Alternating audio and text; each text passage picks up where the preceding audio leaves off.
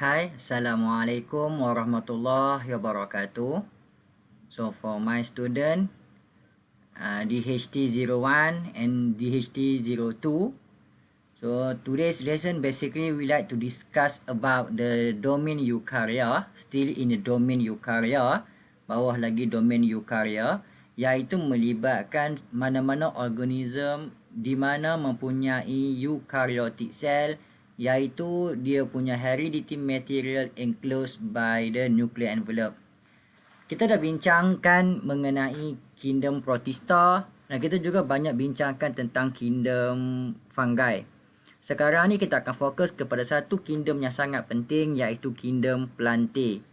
Kingdom plantae ni secara asasnya seperti yang kamu nampak, dia melibatkan satu-satu organisma yang mana yang boleh menjalankan proses fotosintesis, iaitu mampu to synthesize their own organic compound. Dan di sini kita boleh dapati bahawa most of the plant exist pada keadaan yang terrestrial, iaitu keadaan daratan. Pelajar semua, kita akan tengok bagaimana yang kita akan bincangkan tentang kingdom plantae ini. Apabila kita bincangkan tentang kingdom plantae ini pelajar, kita juga boleh lihat bahawa kingdom plantae adalah satu-satu organisma yang mula mampu menunjukkan alternation of generation. Perkara ini saya akan bincangkan dengan sangat mendalam. Berbeza dengan algae. Kenapa saya suka bandingkan plantae ini dengan algae? Sebab sebelum ni kita bincangkan algae adalah protista yang menjalankan fotoautotrof. Algae ini dipercayai sebagai ancestor of plant, iaitu nenek moyang kepada kejadian pokok yang pertama, plant yang pertama. Namun pada green algae, dia tidak menunjukkan sebarang alternation of generation. Tetapi all plant show alternation of generation, iaitu satu generasi akan alternate antara satu sama lain. So alternation of generation ni adalah life cycle of plant yang alternate. So kamu highlight perkataan alternate between two multicellular stage. Highlight perkataan two multicellular stage. So ada dua multicellular stage di mana kedua-dua multicellular stage ini akan alternate one another. Dua stage pelajar ya. Apakah stage yang pertama? Stage yang pertama ni adalah haploid gametophyte generation.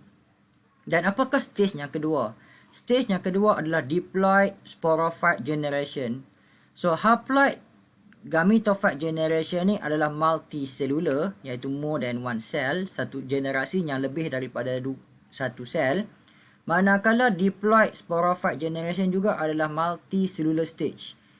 Jadi kedua-dua ni, iaitu gametophyte, sporophyte ni akan saling alternate one another dalam kehidupan bagi mana-mana organisma under kingdom plantae. So gametophyte generation ni penting to produce gamete. Yang mana-mana kalau plant berada dalam gametophyte generation, dia akan produce gamete by mitosis. Manakala bagi sporophyte generation pula, dia akan produce spore by meiosis. So kita akan perhatikan bagaimana kedua-dua generasi ni alternate one another dalam kita punya pelajaran. Jadi untuk kita faham tentang alternation of generation ini adalah mudah untuk kita faham dalam bentuk diagram. Pada satu generasi yang saya suka kamu study adalah kamu tumpukan kepada sporophyte generation terlebih dahulu. Sporophyte generation ni adalah diploid 2N. Ya, ini adalah pokok induk. Ya, yang kebanyakan pokok dia adalah induk. Yang kita akan nampak berbunga seperti ini. Ini adalah sporophyte generation. Sporophyte generation ni seperti pelajaran tadi, dia adalah penting untuk menghasilkan haploid spore dengan kaedah meiosis. So sporophyte generation ni akan undergo meiosis, akan produce haploid spore. So kamu juga perhatikan dalam diagram ini, sporophyte generation, terdapat satu bahagian pada sporophyte generation ini mempunyai bahagian male part, manakala ada bahagian female part. Male part ni akan menghasilkan microspore, iaitu haploid spore, manakala female part ini akan menghasilkan megaspore. So ini adalah spore yang dihasilkan. Haploid spore ini akan mengalami mitosis dalam mewujudkan gametophyte generation. gametofite ni adalah bersifat haploid. Gametofite adalah satu generasi pada plant di mana generasi plant ini akan menjalankan mitosis dalam menghasilkan gamet. Macam mana kita bincangkan tadi. So gametophyte generation undergo mitosis to form a gamete. Kita perhatikan microspore ni develop menjadi male gametophyte. Manakala megaspore ni develop menjadi female gametophyte. Male gametophyte ini ada pada satu-satu pokok dia adalah dominant. Ada setengah pokok ini adalah recessive, kecil, ya. Jadi gametophyte generation ni akan menjalankan mitosis menghasilkan sperm and egg. Dan sperm and egg ni akan undergo fertilization kembali kepada generasi yang asal balik, iaitu sporophyte generation. So gametophyte dengan sporophyte generation ini akan alternate one another dalam menghasilkan satu kitaran bagi plantae. So ini yang kita kena faham tentang plantae. They are very special. Dalam protista tak jumpa benda ini, dalam fungi pun kita tak nampak perkara ini berlaku. So fahamkan tentang satu perkara iaitu alternation of generation.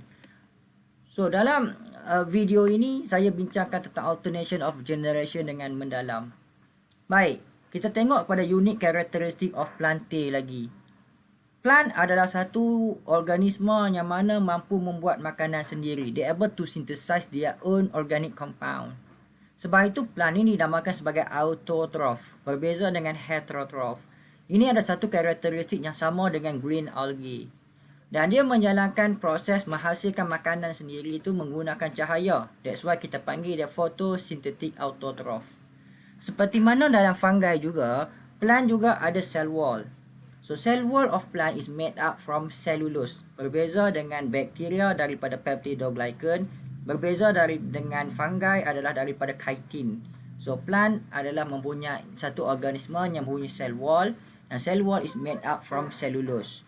Plant mempunyai stomata. Ini perkara penting untuk adaptasi dia kepada kehidupan di atas darat. So this is very important to adapt on the environment at the terrestrial part. So apabila dia mula wujud di kepahingan darat, dia perlukan sesuatu structure yang membantu dia untuk gases exchange. So ini adalah stomata. Dan plant akan store makanan apabila makanan itu ada lebihan. So lebihan makanan, excess of food, dia akan store dalam bentuk starch. So ini jelas tentang kingdom plantae. So nanti kita akan tengok dalam video berikutnya bagaimana kita classify plant ini kepada beberapa kumpulan-kumpulan kecil. So all the plant is classified into 4, iaitu bryophyte, pteridophyte, gymnosperms and angiosperm. So kita akan bincangkan perkara ini dalam pelajaran kita yang berikutnya.